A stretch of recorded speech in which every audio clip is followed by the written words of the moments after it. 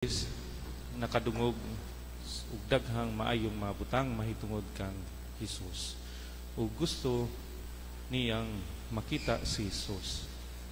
Ang rason dili tungod sa iyang pagtuo ngadto kang Hesus, dili tungod sa pagdayeg o pagdawat. Gusto niyang makita si Hesus tungod kay na curious siya.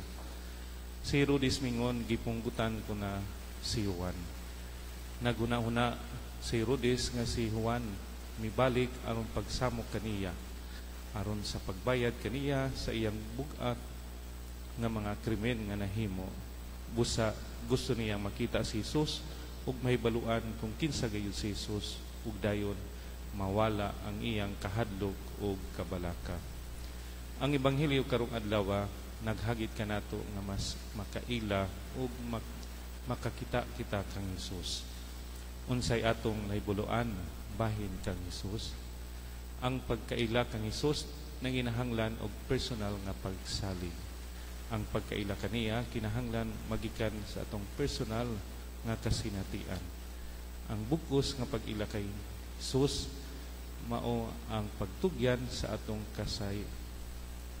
kahayahay o pag-give up sa atong mga material nga mga kalipay aron sa paghalad sa atong kaugalingon ug alang sa pag-alagad. Gusto bagay natong makita si Hesus. Ang pagkita kang Hesus mao ang pagbasol sa atong mga sala. Ang pagkakita kang Hesus mao ang pagbag-o ug pagpahiangay sa atong kinabuhi diha sa iyang kinabuhi. Ang pagkakita kang Hesus mao ang pagpaminaw sa iyang mga pulong ug pagbuhat sa iyang kabubuton. Ang pagkakita kang Hesus mao ang paghatag gugma, paghatag og kapasayloan niadtong kanunay nga nangayo sa atong gugma ug pasaylo. Ang pagtan-aw kang Hesus mao ang pagtabang ug pag-ayo, pag-alagad ug pagluwas niadtong nangawala, niadtong napasagdan ug niadtong gidaog-daog. Makaila o makita nato unta si Hesus diha sa atong kinabuhi.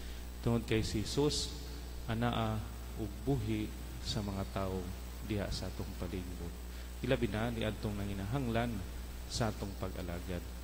Si Hesus anaa sa atong taliwala, naghangyo kanato sa pagbuhat sa iyang kabubuton ug nagsulti kanato na mahisama kaniya. Amen.